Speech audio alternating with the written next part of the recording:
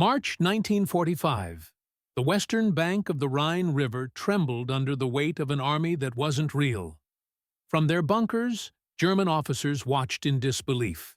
Across the fog-shrouded plains, hundreds of tanks appeared to crawl into position, their shadows stretching like steel monsters beneath the gray morning sky.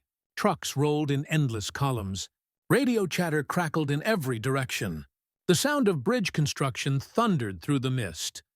To German intelligence, this could mean only one thing.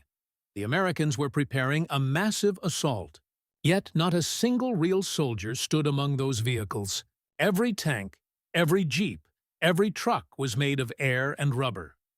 What the Germans were witnessing was Operation Viersen, one of the greatest acts of deception in modern warfare. It was the work of a secret American unit known only by its bland, bureaucratic title, the 23rd Headquarters Special Troops. To the men inside, it had a far more haunting nickname, the Ghost Army. They were artists, engineers, designers, and sound specialists, men whose peacetime tools were pencils and brushes, microphones and mixing boards. Now, they were soldiers in a war of shadows. Their mission was unlike any other, to fool the enemy into fighting phantoms. The Ghost Army could conjure an entire division from thin air. In a single night, they could turn an empty field into what looked and sounded like the staging ground for 30,000 men. They inflated rubber tanks that weighed less than a soldier's pack. They blasted the rumble of engines across the countryside through giant speakers mounted on half-tracks. They painted fake insignias on vehicles, dressed as generals, and sent out radio chatter from ghost transmitters.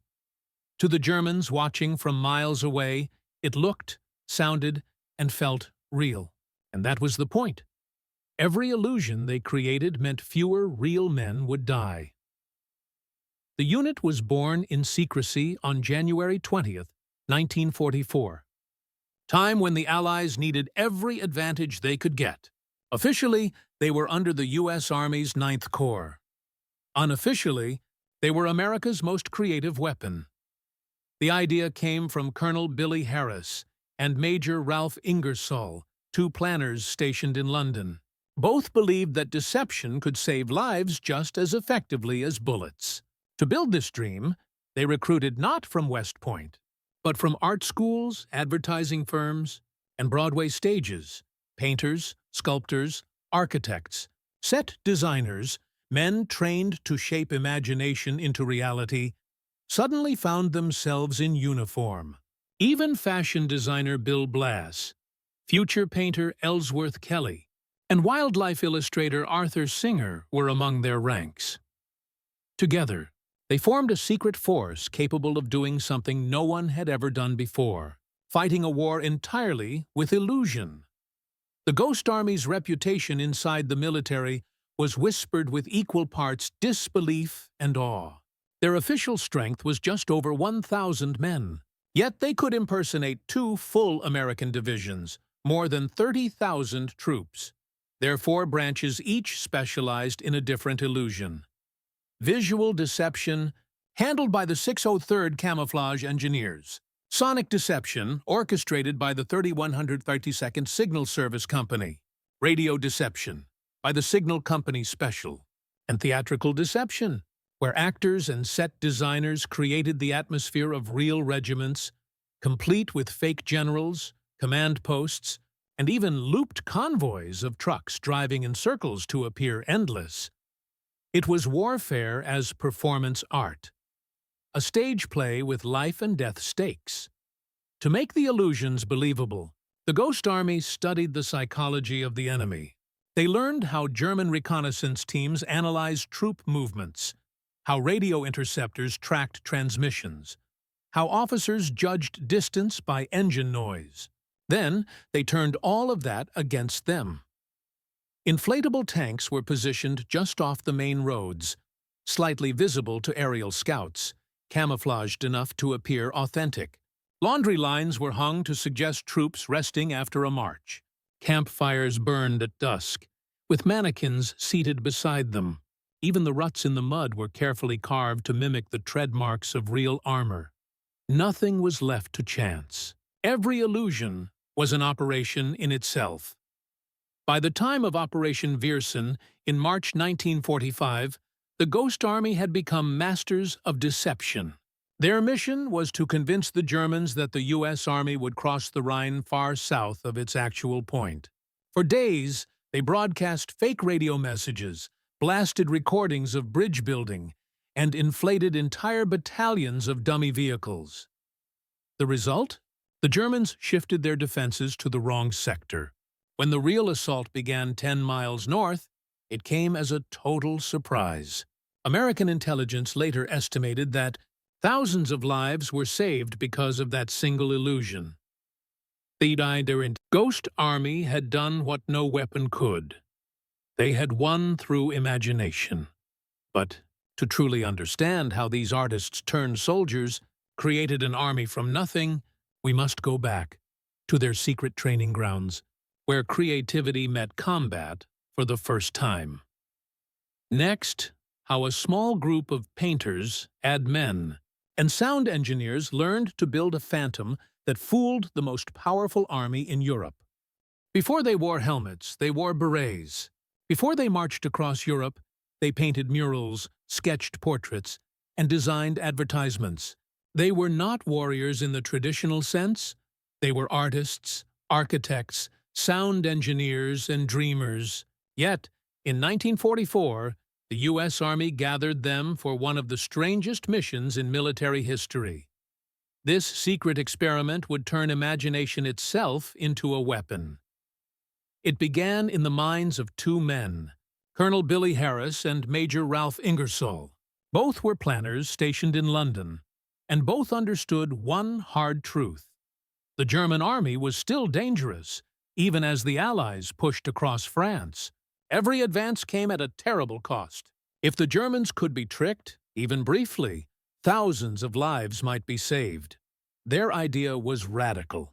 Instead of creating new firepower, they would create an illusion of firepower, a unit capable of pretending to be any division in the U.S. Army, broadcasting fake radio messages, staging dummy convoys, and even constructing entire false camps to lure the enemy's attention away from real movements.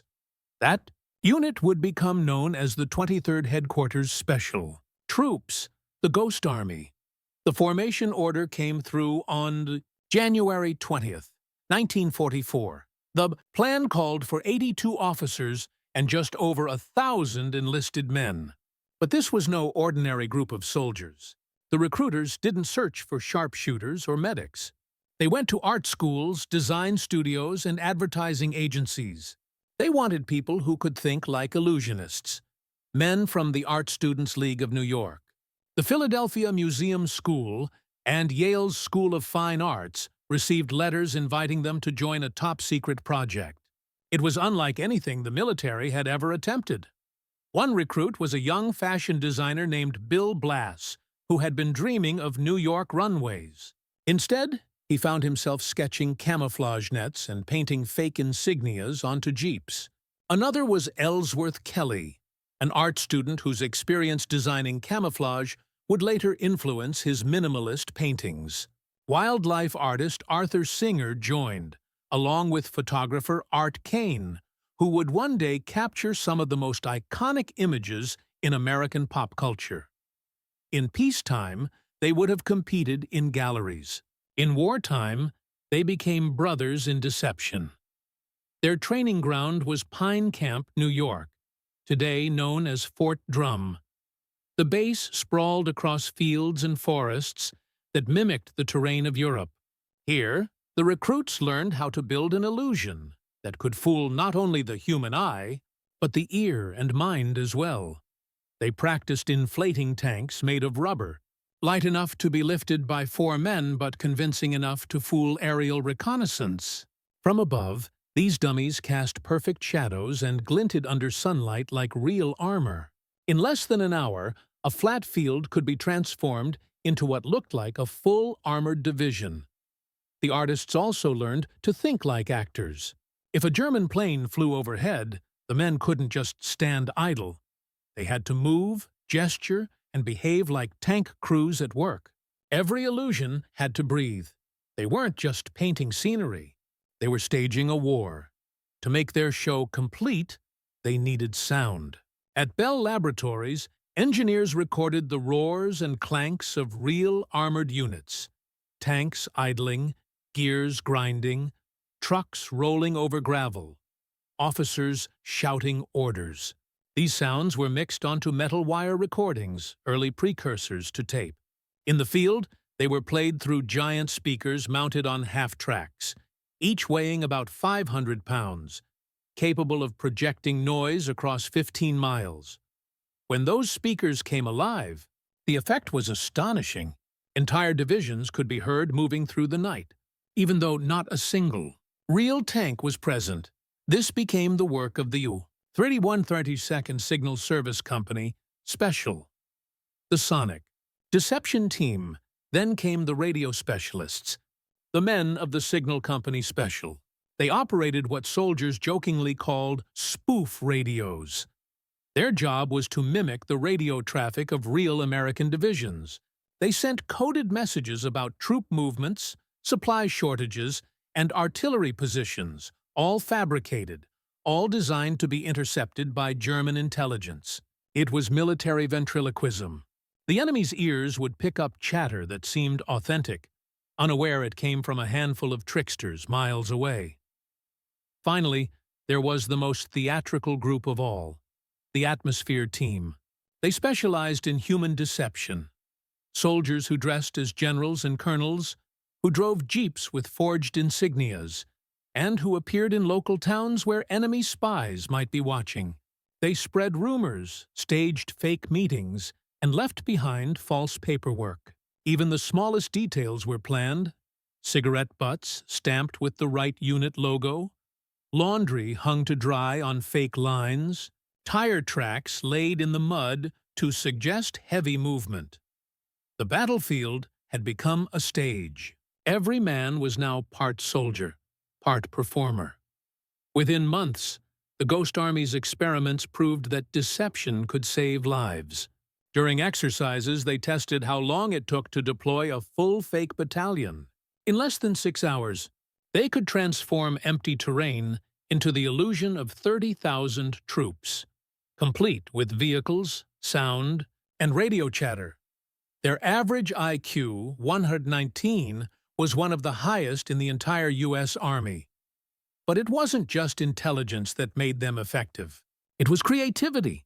They approached warfare like a design problem. How do you make someone believe in something that doesn't exist?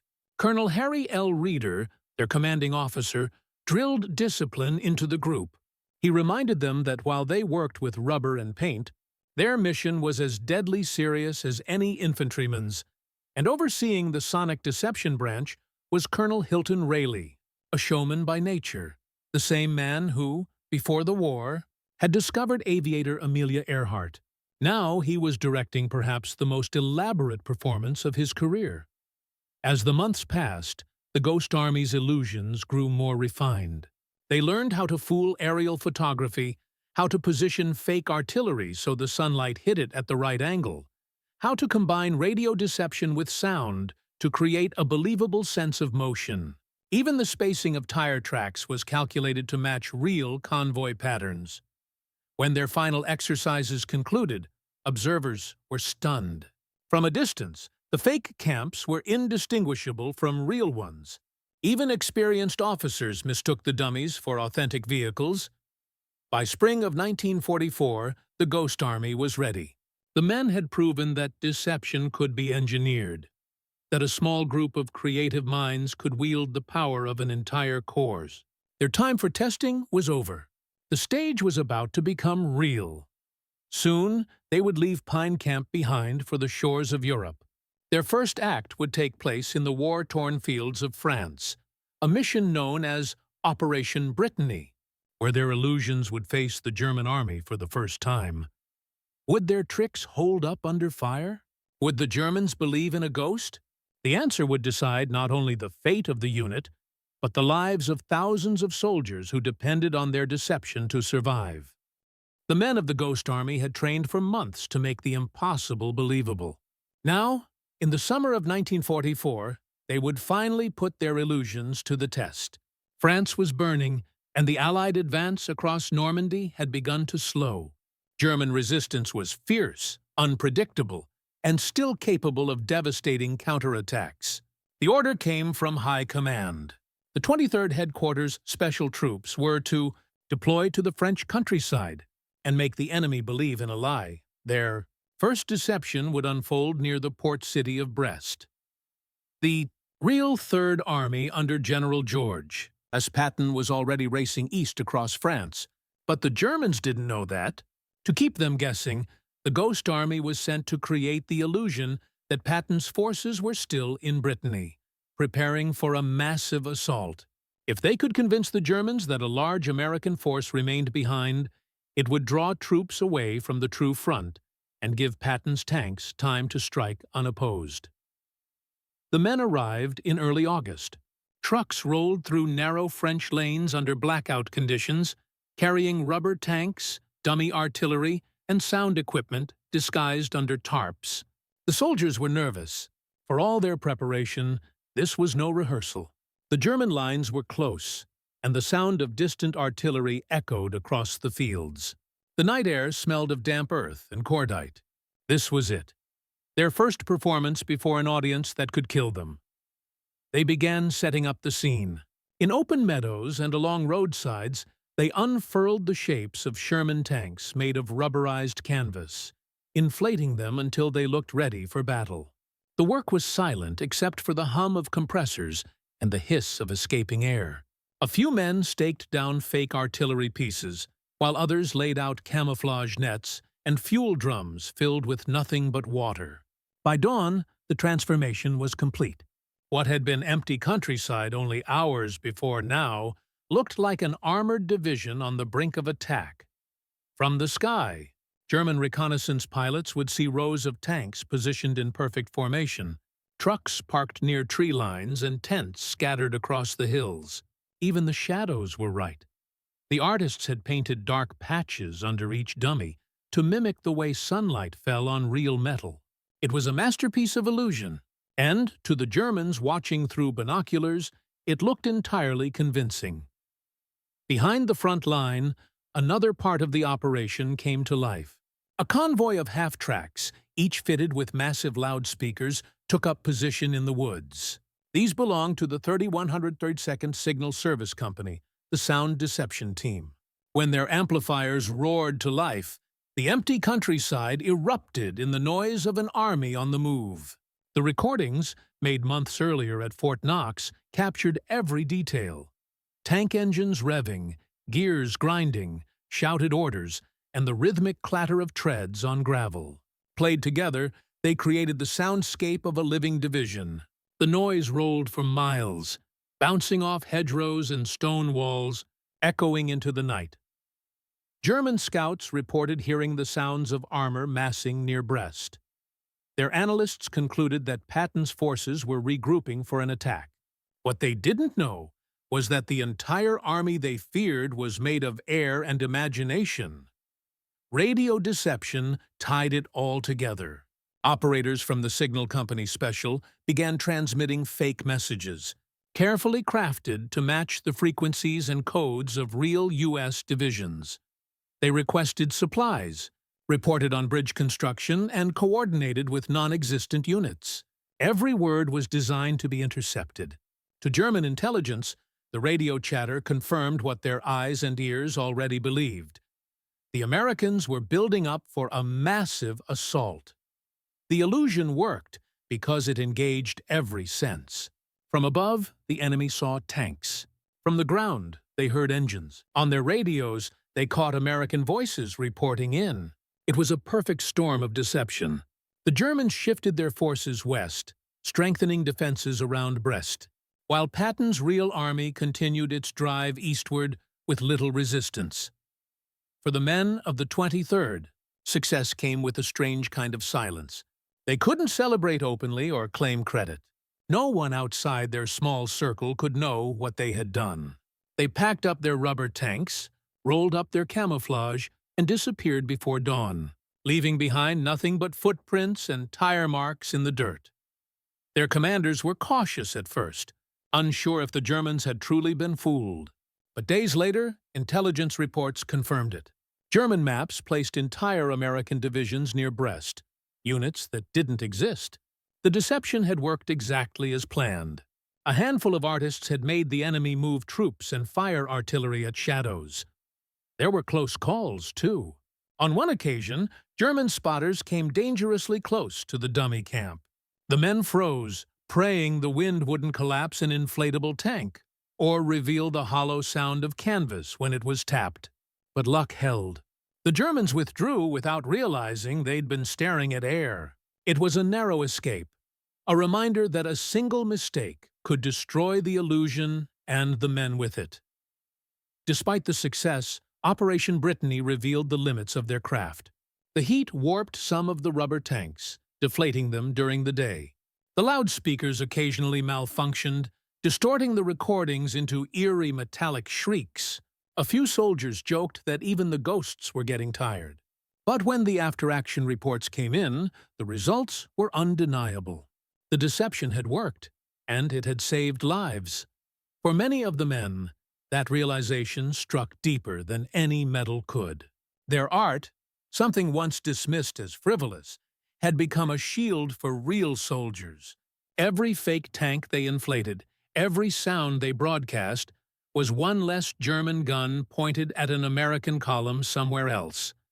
Operation Brittany ended as quietly as it began. The Ghost Army vanished from the countryside, their camp dismantled overnight. The Germans never discovered what had happened. The artists who had created an entire army slipped back into the shadows, waiting for their next performance. It had been a small operation by military standards, but it proved a revolutionary idea. Deception could win battles just as surely as firepower. The men of the Ghost Army had turned illusion into strategy and art into a weapon. They didn't know it yet, but far greater challenges were waiting ahead. In the months to come, they would face missions so bold that failure would mean disaster. Operations where they would be asked not just to fool the enemy, but to hold the line itself with nothing but rubber, paint, and sound.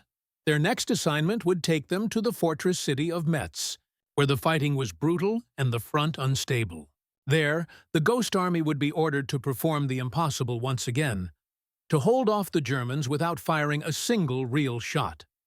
Autumn settled over France like a gray shroud. The fields that had once been filled with sunlight and the hum of engines were now soaked in rain and mud. Patton's forces were pushing toward the fortified city of Metz, but the line had stretched too thin.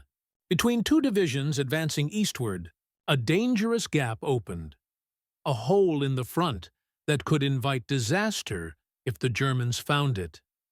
That was when the call came for the Ghost Army. The order was simple and terrifying. The men of the 23rd Headquarters Special Troops were to move into the breach and hold the line until reinforcements arrived. But their weapons weren't rifles or artillery. They would hold the front with illusions. Under a moonless sky, convoys of trucks crept into position along the muddy French roads. The men knew they were entering a combat zone. German artillery had already hit the area earlier that day. The air smelled of cordite and rain, and every few minutes the dull boom of distant guns rolled over the hills. The 23rd was alone, barely 1,000 men standing in for 2 full divisions. They worked through the night, inflating tanks and trucks until the fields looked alive with machines. The whine of compressors mixed with the sigh of the wind. Rubber hulls gleamed under the faint starlight, their painted surfaces catching the dim glow like steel. By dawn, the empty gap in the line had vanished. To anyone watching from the German side, it now appeared that 2 American divisions had taken up defensive positions outside Metz. To complete the illusion, the sonic teams went to work. The half-tracks of the 31 132nd Signal Service Company were positioned behind hedgerows and low ridges. When the amplifiers powered on, the countryside erupted in noise. The steady thrum of engines idling, the metallic clatter of treads, shouted commands echoing through the mist. The sounds were layered and looped, mixed live to match the movement of an army that didn't exist. From across the Moselle River, German scouts could hear the unmistakable buildup of men and machines. They had no reason to doubt what their ears told them. At the same time, radio operators began transmitting fake messages. Their voices, calm, clipped, and practiced, called for fuel and supplies, reported reconnaissance patrols, and described conditions along the line. The transmissions were sent using the exact procedures and frequencies of real units, right down to the cadence of Morse code. To German intelligence, it was irrefutable proof that American divisions were massing near Metz. They had no idea the messages were being sent by a handful of tricksters hidden in the mud. The men of the Ghost Army could only hope it would be enough. Their camp was within artillery range, and they could hear shells falling nearby. They knew that if the Germans realized they were fake, the next barrage would annihilate them. A few soldiers joked nervously as they worked, but beneath the humor, tension was thick. They had no infantry, no armor, and no air cover, only rubber and paint. Days passed. The rain never stopped. The inflatable tanks sagged under the constant moisture, forcing the men to reinflate them each morning. The mud swallowed boots and tents alike. But the deception held. German observers reported an armored concentration outside Metz, and the Wehrmacht hesitated to advance. Believing they faced a strong force, they diverted artillery and troops to reinforce their sector, exactly as the Americans had hoped. For 7 days, the Ghost Army held the line. They ate in silence, slept in their clothes, and waited for the enemy to notice something that wasn't there. Every night, the sound trucks played their endless symphony of engines and orders, masking the real Allied movements elsewhere. Every morning, scouts checked the dummy tanks, straightening the camouflage nets and repainting the markings washed away by rain. It was monotonous, miserable work, but it was working. One morning, as the fog lifted, a group of soldiers stood on a hill overlooking their creation. Before them stretched a landscape of deception. Hundreds of fake tanks, smoke rising from phony campfires, tire tracks carved by hand into the mud. It looked exactly like an army ready for war. One of the men laughed softly and said, "If we fool them another day, maybe we'll live another day." No one disagreed. Behind the illusion, the real battle raged. Patton's divisions were hammering at the outer defenses of Metz, while the Ghost Army's masquerade kept the Germans distracted. The 23rd's operation gave the U.S. forces precious time to reorganize, bringing up real reinforcements to close the gap. By the time the enemy realized what had happened, it was too late. The line had been secured. When orders finally came to withdraw, the men packed up everything as quickly as they had set it down. In a few hours, the fields that had looked like an armored stronghold returned to emptiness. The rubber tanks were deflated, folded, and loaded onto trucks. The fake tracks were washed away by the rain. When the Germans advanced days later, they found nothing but mud. Their artillery had been aimed at ghosts. For the 23rd, the Metz operation was a defining moment. It was the first time they had been asked to face the enemy directly, with no backup and no guarantee of survival. They had succeeded without firing a single shot. Their deception had plugged a hole in the front and saved untold numbers of lives. For a unit that wasn't supposed to exist, it was a victory as real as any fought with guns. The experience hardened them. The men who had once been art students and designers were now veterans of a new kind of warfare. They understood the cost of failure and the power of illusion. Every operation that followed would build on what they learned outside Metz. That war could be fought not just with force, but with imagination. When they drove away from the rain-soaked fields, none of them knew how many more deceptions lay ahead. But They did know one thing. Their strange little army of artists had just proven that it could stand against the might of the German Wehrmacht and win. What came next would be their masterpiece, a deception so vast and flawless that even German generals would later admit they had been completely fooled. The operation would unfold in March 1945 on the banks of the Rhine, and it would become the Ghost Army's crowning achievement, Operation Viersen. By March 1945, the war in Europe was reaching its final desperate act. The Allies had crossed France, the Ardennes counteroffensive had been broken, and the German army was retreating toward the Rhine, the last great natural barrier before the heart of Germany. Yet even cornered, the Wehrmacht remained dangerous. Every crossing of that river threatened to become a bloodbath. To reduce that risk, the U.S. Ninth Army needed one final deception. It would be the largest and most dangerous operation the Ghost Army had ever attempted. Its name was Operation Viersen. The plan was as daring as it was strange. The real American assault would cross the Rhine near Wesel in the north. But to ensure the Germans defended the wrong place, the Ghost Army was ordered to simulate a massive buildup 10 miles south, a fake crossing point that would lure enemy artillery and reinforcements away from the true attack. If they failed, thousands of men could die on the riverbanks. If they succeeded, the Germans would be fighting shadows once again. The men of the 23rd Headquarters Special Troops moved under strict secrecy. Convoys rolled east under blackout conditions, passing through ruined towns and cratered fields until they reached the area assigned for the deception. They had less than 48 hours to construct, an army large enough to convince German intelligence that 2 full divisions, the Mahariu 30th and 79th Infantry, were massing for a Niederlande assault. The fields along the Rhine were empty when they arrived. Within hours, they came alive. The 603rd Camouflage Engineers spread across the countryside like a construction crew from another world. Air compressors hissed in the dark as the first tanks swelled into shape. Jeeps and artillery pieces emerged beside them, all made of rubber and canvas. Men hammered stakes into the frozen ground to anchor camouflage nets, their breath rising in white clouds under the night sky.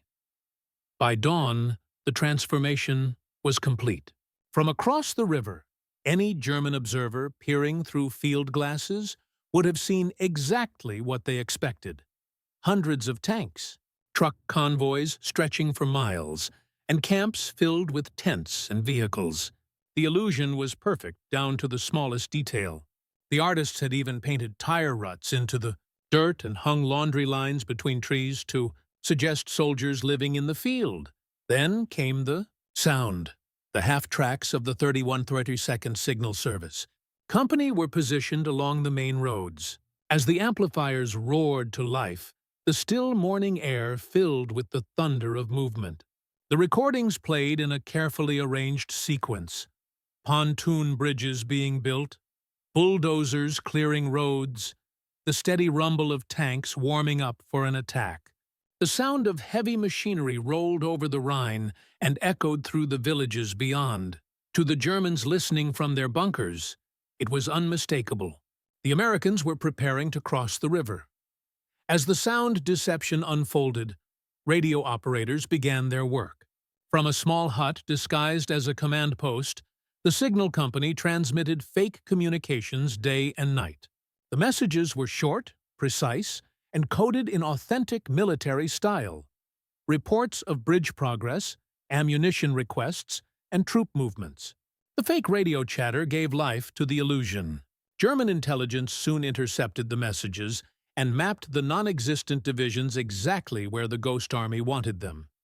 Meanwhile, the atmosphere teams took the deception even further. Soldiers dressed as officers from the 30th and 79th Divisions were seen in nearby villages, driving jeeps marked with the correct insignias and casually discussing the coming crossing within earshot of French civilians, some of whom were known to be German informants. Others played military police at road junctions, directing imaginary traffic. and spreading rumors to anyone who asked questions. Even the smallest encounters were scripted, as if the men were performing a play whose audience watched from behind enemy lines. The Germans took the bait completely. Enemy reconnaissance flights reported the buildup of forces south of Wesel. Field intelligence confirmed the chatter of pontoon bridge construction. Artillery was repositioned to face the fake army. The illusion was so convincing that entire German units redeployed from the real crossing point to defend the wrong sector. The deception had not just fooled them, it had reshaped their strategy. Inside the Ghost Army's camp, the men felt a quiet, surreal satisfaction. They were living inside a lie so elaborate that it had taken on a life of its own. Yet the danger was still very real. German shells occasionally whistled overhead, striking fields nearby. The men had no armor, no heavy weapons, and no defense but invisibility. If the enemy realized the truth, the illusion would shatter in an instant, and so would they. For nearly a week, they maintained the deception. They inflated new tanks each morning, repainted insignias worn by rain, and adjusted sound sequences to match the supposed movement of units closer to the river. The routine was grueling, but every hour bought more time for the real divisions preparing to cross north of them. Finally, on March 23rd, the true assault began. The U.S. Ninth Army stormed across the Rhine in a massive surprise attack. German defenders were caught completely off guard. Their artillery, aimed miles away at the Ghost Army's fake buildup, fired into empty fields. When Allied intelligence later examined captured documents, they found the proof. German maps showed the American 79th Division exactly where the Ghost Army had pretended to be, and the 30th Division missing entirely from their reports. The deception had been total. In the aftermath, officers from the real Ninth Army praised the operation as a triumph of ingenuity. They estimated that the success of the deception had saved countless American lives. The Germans had been outmaneuvered not by firepower, but by imagination. For the men of the Ghost Army, it was their proudest achievement, a perfect illusion that had worked flawlessly under enemy eyes. When they broke camp and deflated their tanks for the last time, the silence felt strange. The sound trucks were quiet, the fake engines stilled. What remained was only the wind and the faint rustle of canvas. The soldiers packed their tools carefully, knowing they had played their part in history. Operation Viersen would become their masterpiece. The day when art and strategy merged to rewrite the rules of warfare.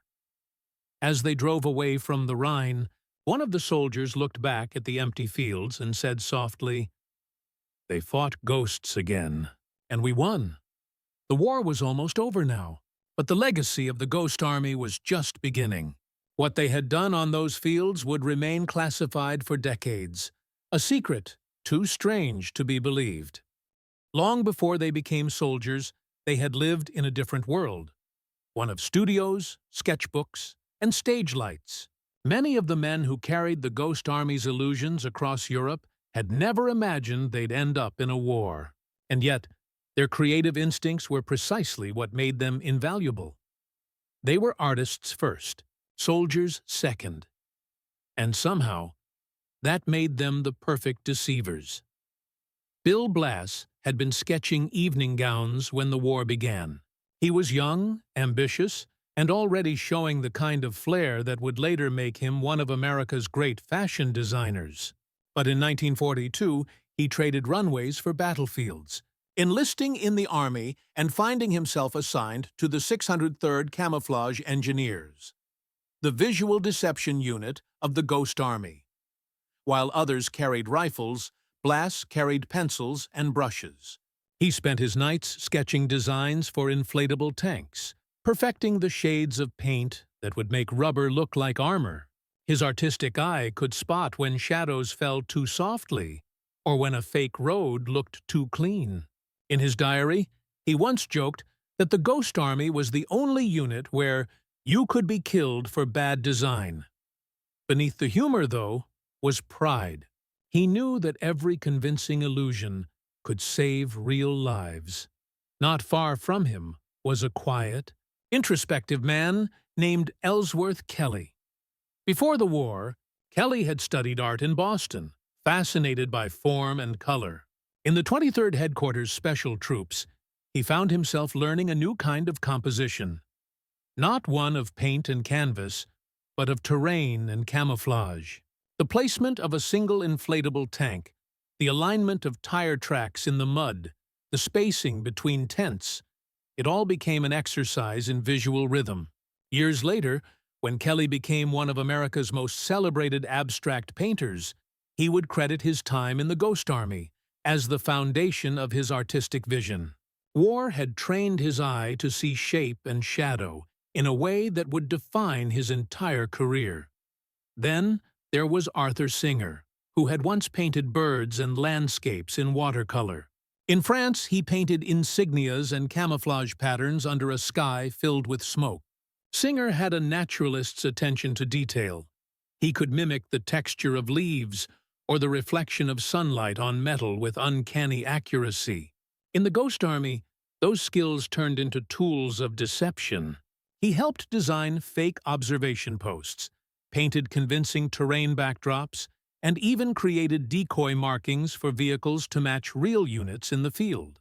After the war, he would go on to illustrate some of the most famous field guides in America. But he never forgot the strange days when his art had been used to fight a war. Photographer Art Kane joined them too, a man who saw the world through the lens, even amid chaos. His job was to document the unit's creations, the fields of rubber tanks, the dummy camps glowing under moonlight, the surreal scenes where art and war merged. Kane's photographs were never published during the war. They were classified along with everything else the 23rd Headquarters did. But decades later, when the story of the Ghost Army was finally declassified, his images stunned the world. Stark black and white evidence of how creativity had become a weapon. Each man brought his own craft, and together they created something extraordinary. The Ghost Army became a living gallery of American talent. Architects mapped the perfect angles for fake encampments. Set designers built temporary command posts out of wood and fabric that looked solid enough to fool enemy spies. Painters aged the fabric of tents with mud and soot to make them appear used. Every deception was an art installation in the middle of a war zone. But it wasn't just talent that made them effective. It was their mentality. They approached war the same way they approached creation, with curiosity, precision, and imagination. They were told to use their brains, not their bullets. And they took that literally. Some nights, when the fighting seemed far away, they'd sit around sketching each other by the dim light of oil lamps. A few wrote music or traded jokes about how they would get reviewed by the Germans after each mission. It was gallows humor, but it kept them sane. Many of them knew what it meant to be under fire. The Ghost Army operated dangerously close to the front lines. In several operations, they were shelled by artillery aimed at their illusions. Once, during a deception near the Moselle River, a group of soldiers inflated tanks only a few hundred yards from German positions.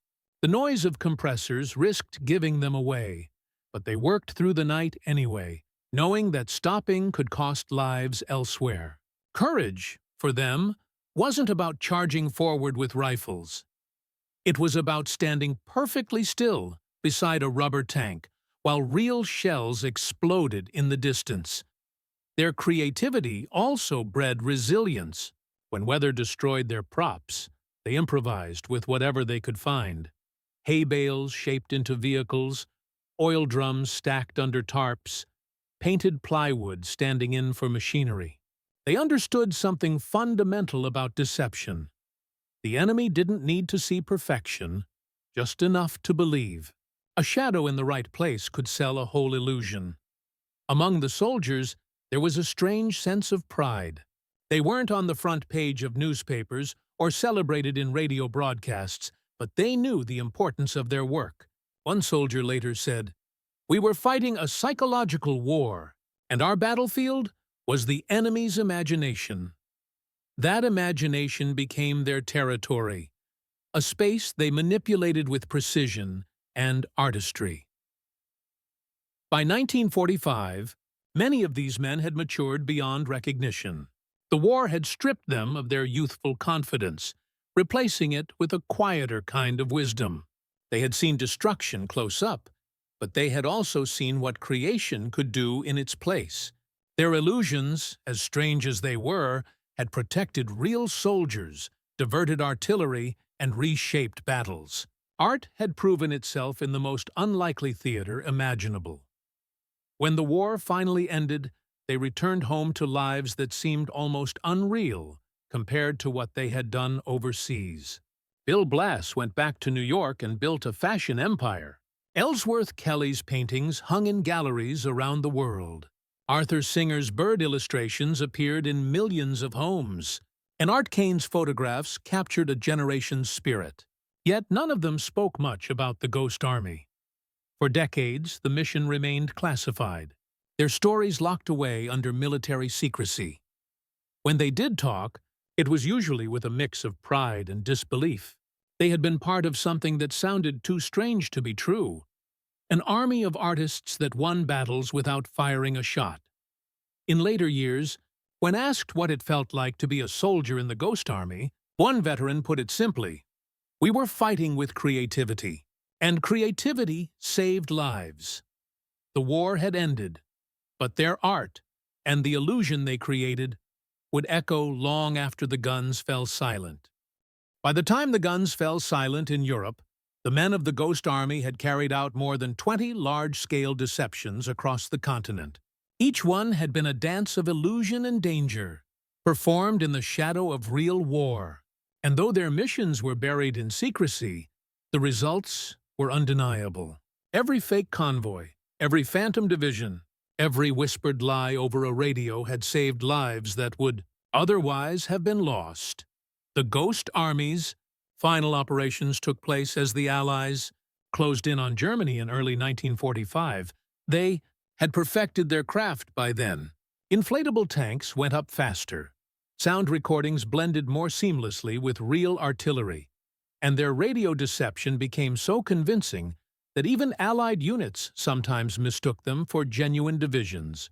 The Germans, exhausted and desperate, could no longer tell where the real American line began or ended. That uncertainty was the Ghost Army's greatest weapon. The military reports that survived the war told a quiet story of success.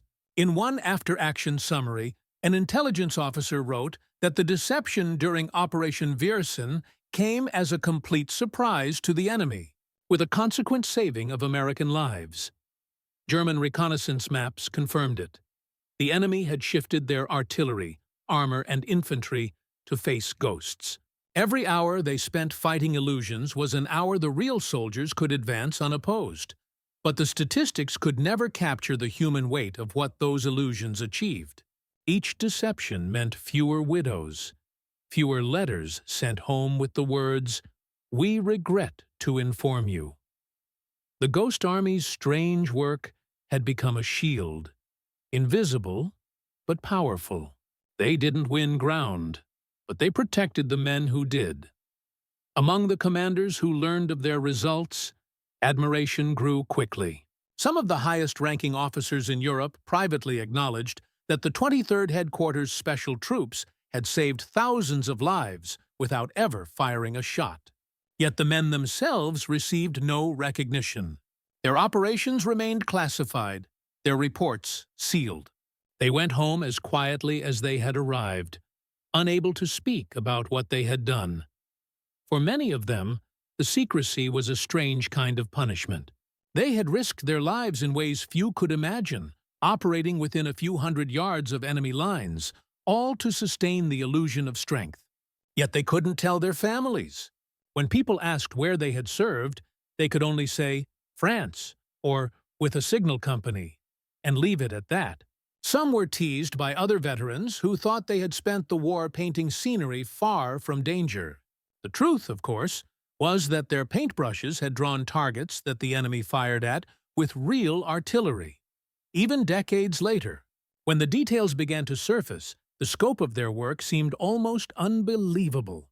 In one operation after another, the Ghost Army had created entire phantom forces. Fake airfields complete with dummy planes, convoys that looped in circles to appear endless, entire divisions that appeared on maps only to vanish overnight. They had turned deception into an exact science, but it was never just about trickery. Behind every illusion lay a moral purpose. They knew that every German shell that fell on an empty field was one that didn't strike a real American unit. Every false movement they created bought time for real soldiers to cross rivers, flank positions, or regroup. Their victories were quiet, almost invisible. But they were victories all the same. By the end of the war, the 23rd Headquarters Special Troops had covered the movements of nearly every major American army in Western Europe. They had supported the breakout from Normandy, the advance toward Paris, and the final thrust into Germany. In total, their deceptions were estimated to have saved tens of thousands of Allied lives. The unit's impact was enormous, but almost no one knew it existed. When peace finally came, the men packed up their equipment one last time. The sound trucks were silenced. The inflatable tanks deflated for good. The paints and brushes that had once created entire battlefields were boxed up and sent home. They boarded ships across the Atlantic as quietly as they had arrived. There were no parades waiting for them, no medals pinned to their chests. Their mission, by design, had to remain invisible. Still, among themselves, they understood. They had seen what imagination could do when turned toward survival rather than destruction. They had witnessed deception not as cruelty, but as protection. And in that, they found meaning. Some of them struggled after the war, uncertain how to explain what they'd been part of.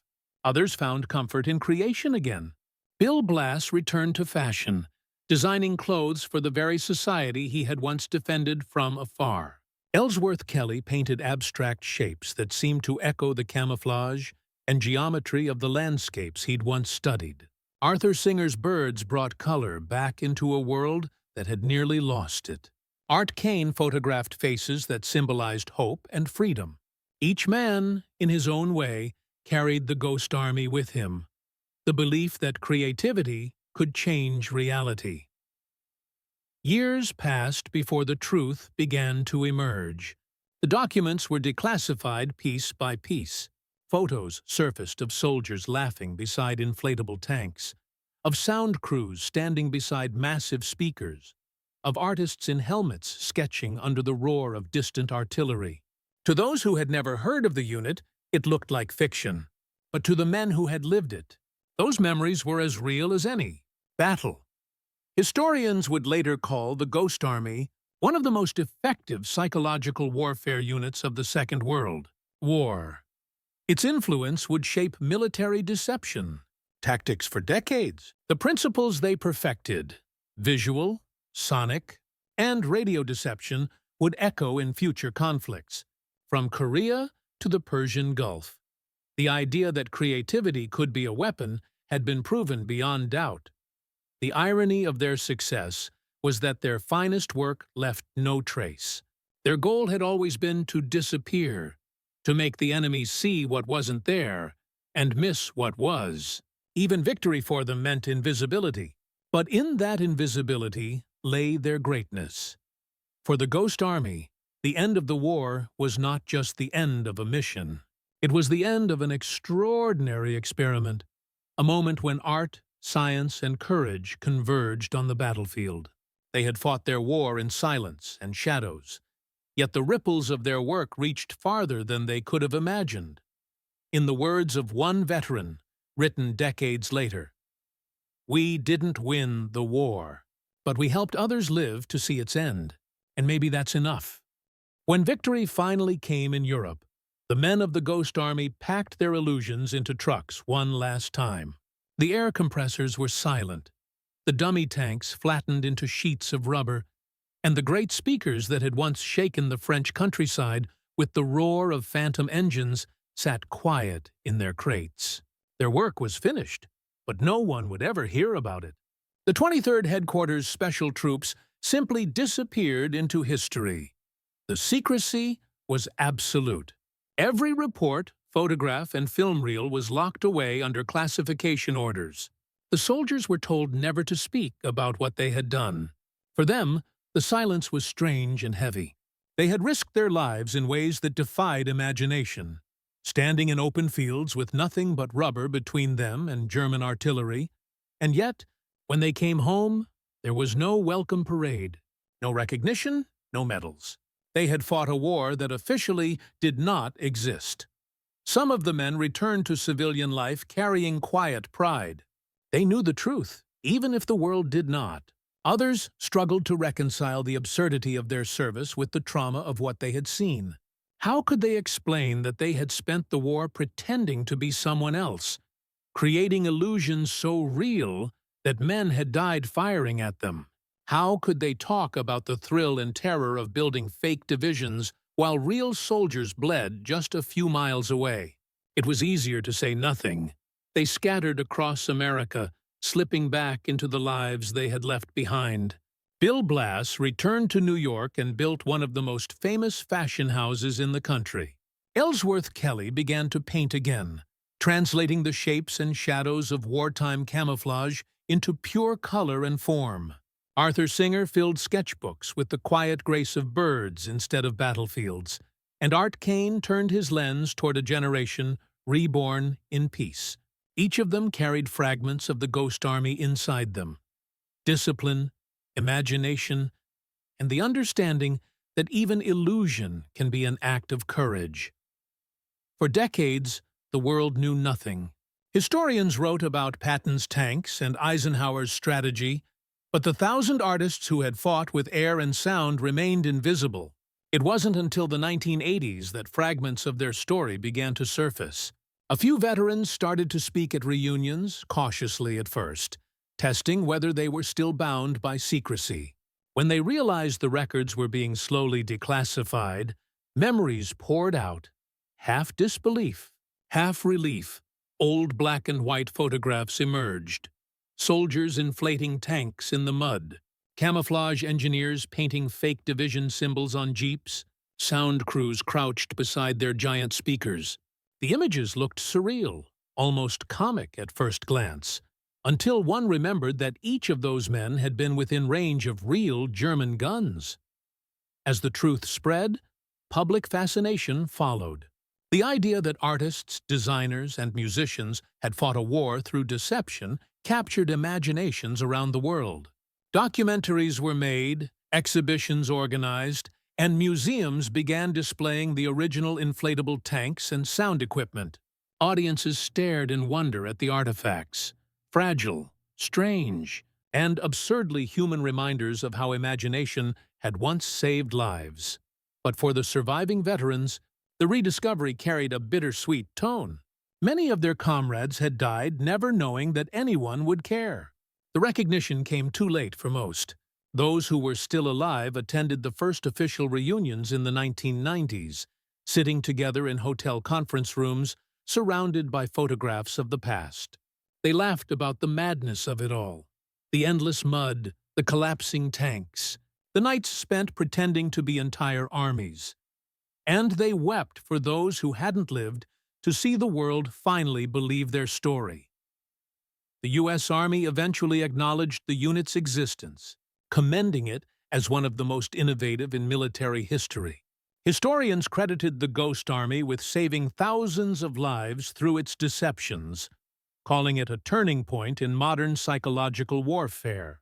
In 2013, the Senate passed a resolution honoring their achievements.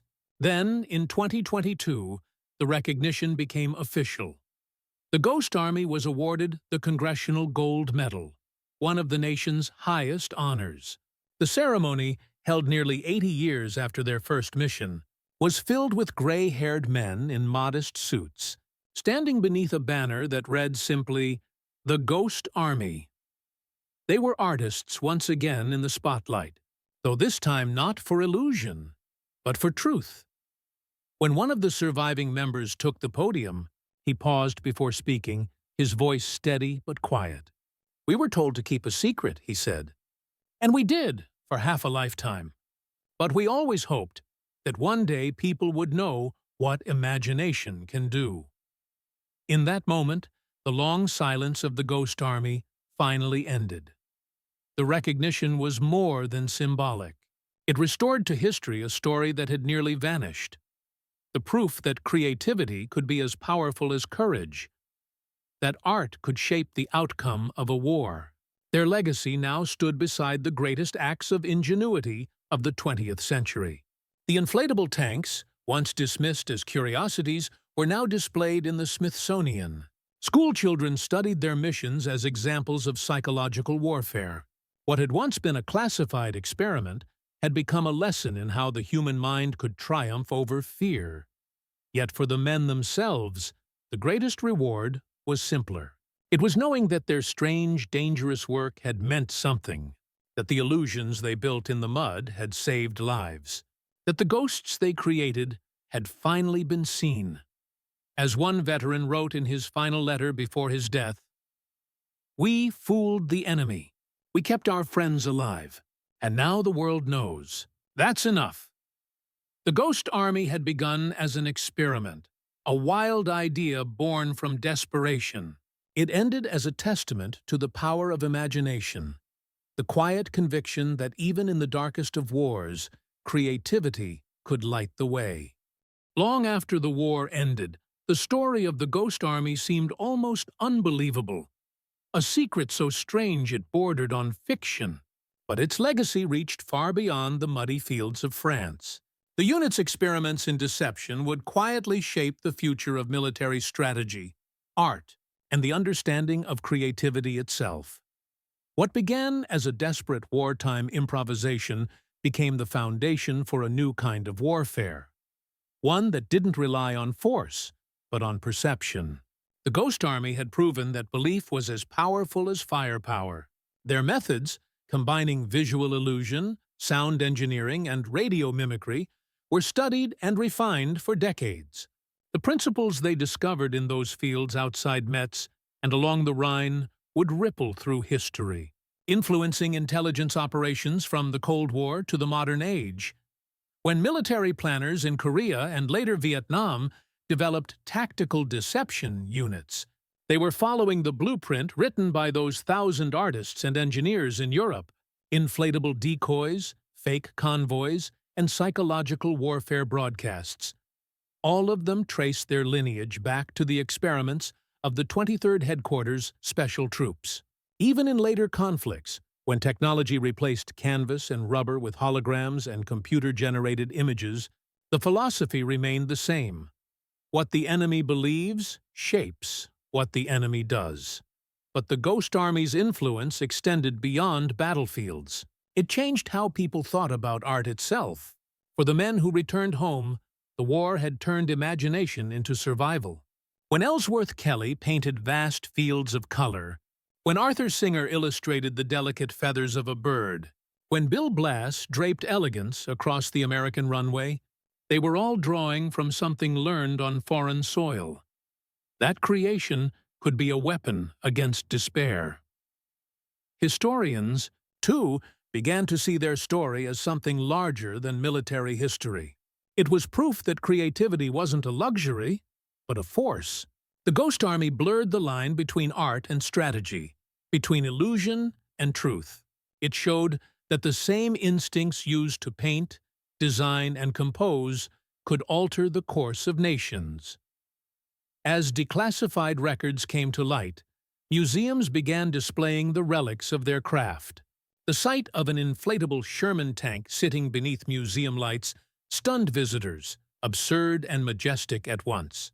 School groups stared at photographs of young soldiers painting insignias on rubber vehicles, laughing amid the danger, their faces a mix of mischief and purpose. The exhibits didn't glorify war. They celebrated imagination. They revealed how, even in humanity's darkest hour, some had fought not by destroying, but by deceiving to protect. The military world continued to study them. The U.S. Army War College analyzed their operations as case studies in psychological warfare. NATO instructors cited their missions when teaching about misinformation and battlefield deception.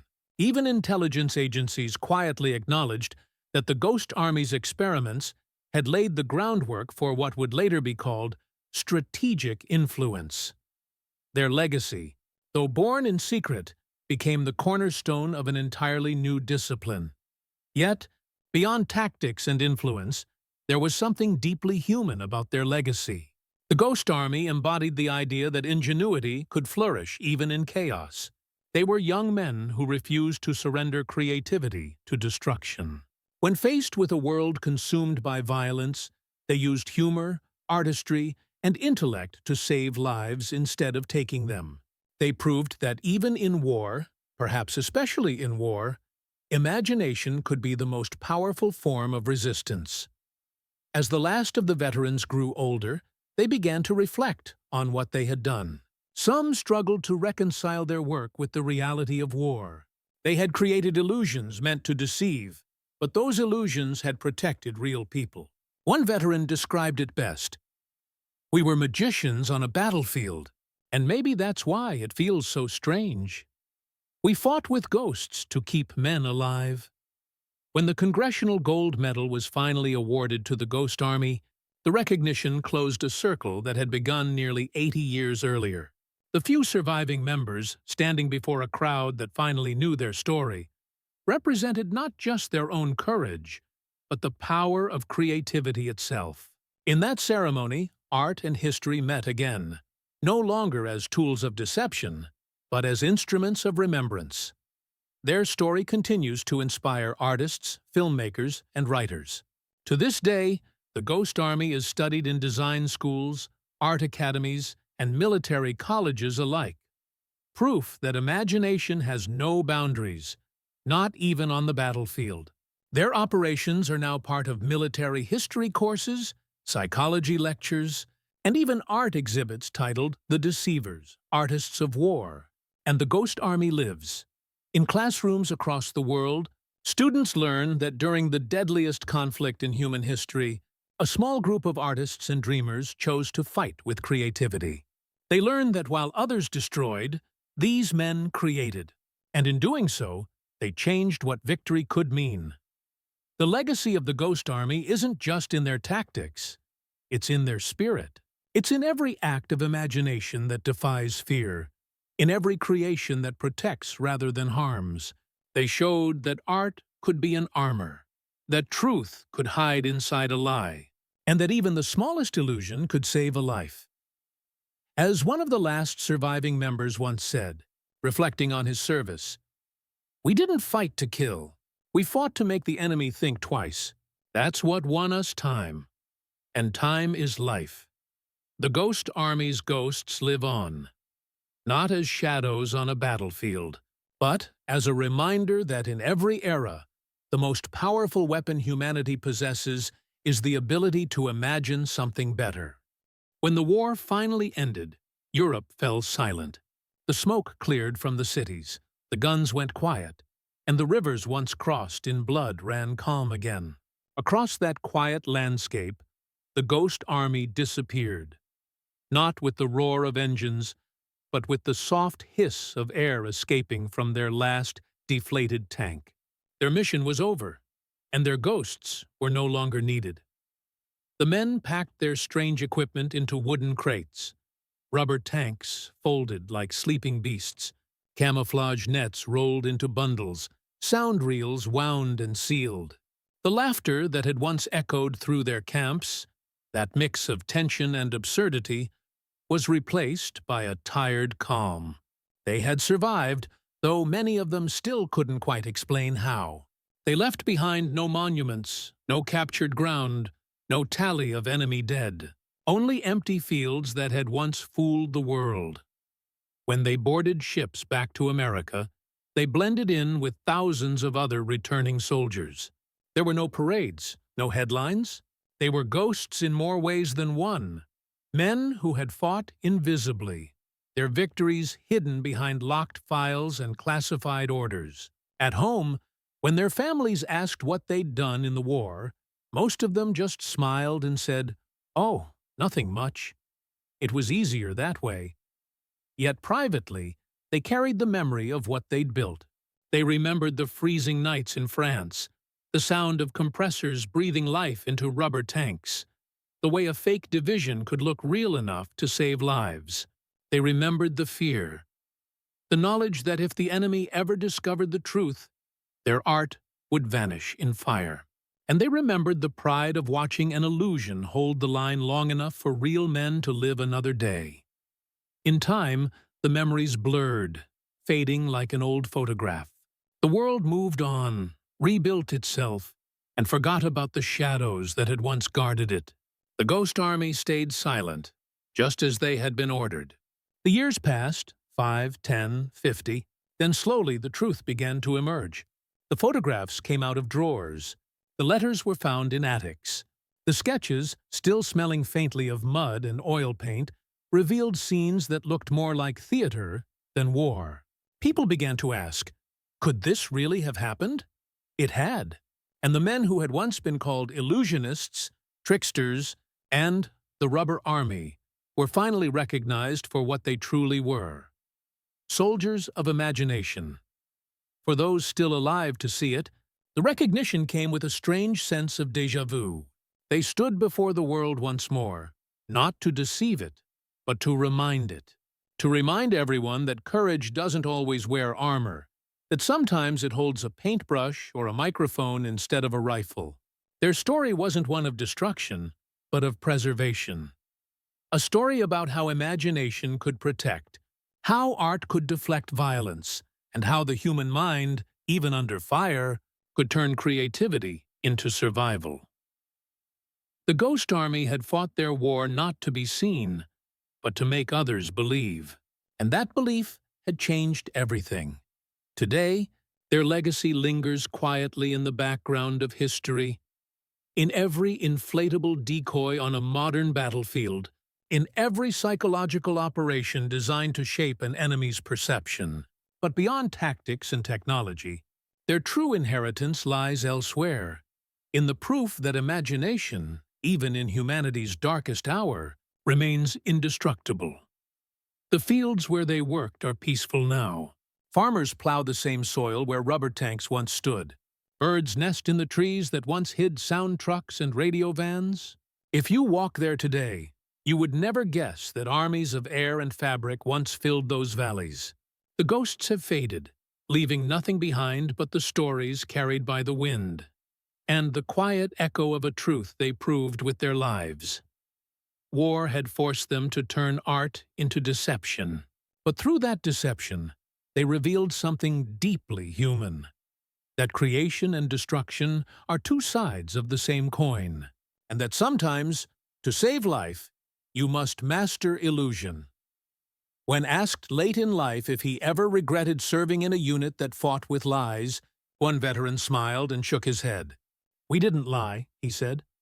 "We told stories the enemy believed, and those stories kept people alive." That was the Ghost Army's gift to history: a lesson in imagination, courage, and the quiet power of deception used for good.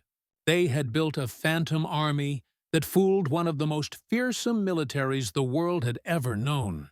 And in doing so, they proved that sometimes the greatest victories are the ones no one ever sees. The men of the Ghost Army are gone now, their laughter and creativity scattered to time. But their story endures, whispered in museums, told in classrooms, remembered by the few who still see war not just as destruction, but as an act of human will. The ghosts may have faded, but their echoes remain. Reminders that even in war, art can save lives, and that sometimes imagination itself is the greatest weapon of all.